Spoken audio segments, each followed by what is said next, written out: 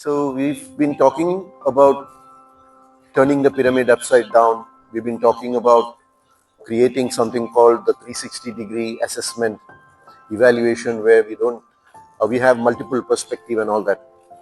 One of the key drivers for that is something called as organizational values, core values of Hope Qatar.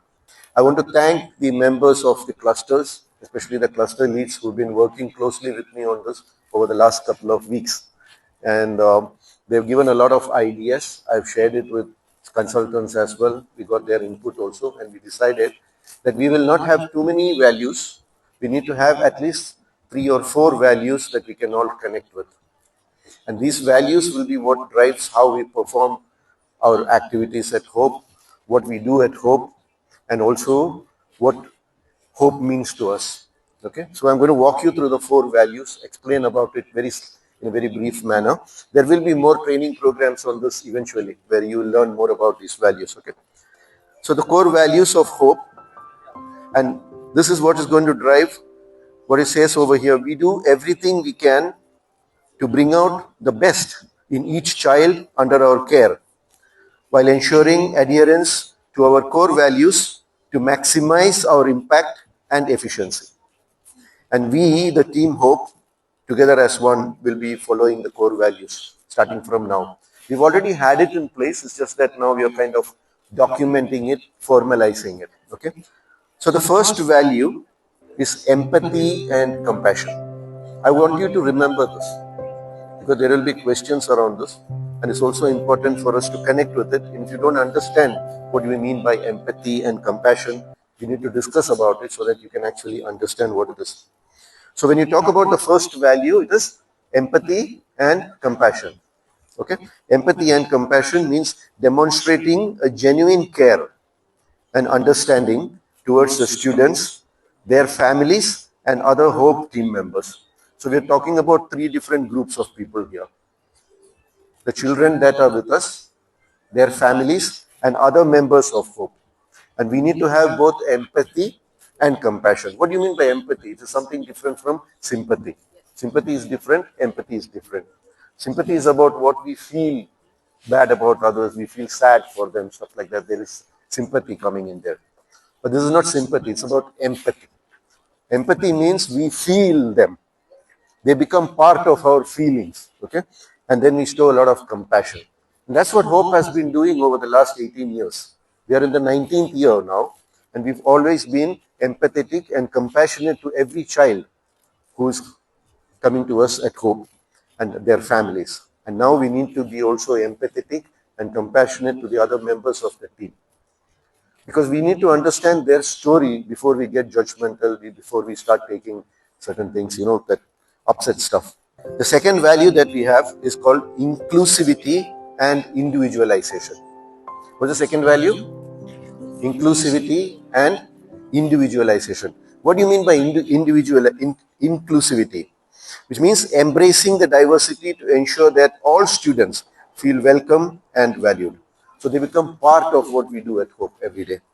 And then when you say individualization, we're talking about tailoring instructions to each student's specific needs and goals.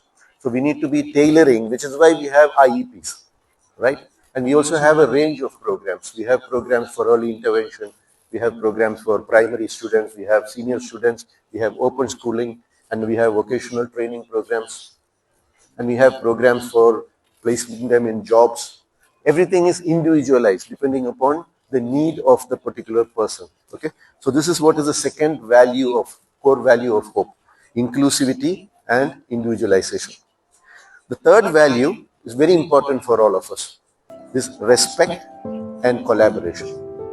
Respect and collaboration. So respect, what do we respect? We foster a culture of mutual respect among the students, staff, and the families. So it's not just enough for us to respect the students and their parents. We need to respect each other. It's very important. We come from very diverse backgrounds. Okay, we come from different countries. We come from different level of education. We come at different levels of job in the organization. But that doesn't mean that one is superior to the other.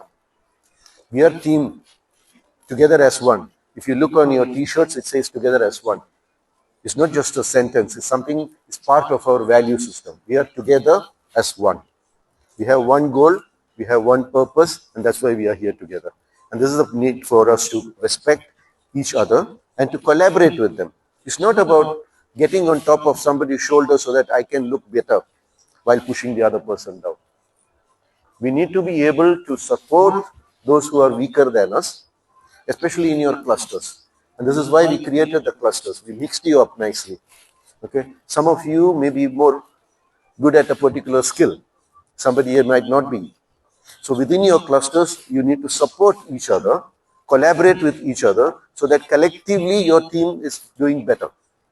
Okay. So it's not about me being better than the other person. It's about all of us being the best of what we can. Okay. So this is about respect and collaboration. And the last value, core value of hope is improvement and growth. Improvement and growth. So what do you mean by improvement and growth? Constantly evaluating and adapting the teaching methods to better serve the student needs, first thing. So we need to see what we've been doing in the past. Is that the best way that we can deliver it? What can we do differently? What can we do better so that the students can achieve greater impact? So that we can have better impact in their lives. So this is about adapting and changing the way that we keep doing things. That's why we spoke about Hope 2.0. It's about looking at how we were doing things in the last 18 years, 17 years, and what are we going to do differently from here onwards. Okay, that's about changes that we make over there. And then the second bullet point over there is about prioritizing self-improvement professionally to enhance the knowledge and impact. So we know stuff, but technology is changing, the world around us is changing. So if we don't keep ourselves adapted to what we are doing, and if we don't keep learning new things, new technology, new stuff, whatever information is available there, artificial intelligence, for example, we're going to get left behind. You're going to left behind and the rest of the world is going ahead. So we need to make sure that it becomes your own need to learn something new. So keep looking for opportunities for improvement, bring it to us of attention, bring it to your clusters, talk within your clusters and do stuff. Okay, so that we keep improving. And even in the way that we are operating, from the support service team or from the academic team and stuff like that. It just happened to be like that. So we are airy. Okay, we are airy as our core value system, and I request my team that you guys need to really know more about the value system, internalize it, because it should not be just something that this guy was speaking about. That's the way of life from here onwards. Okay.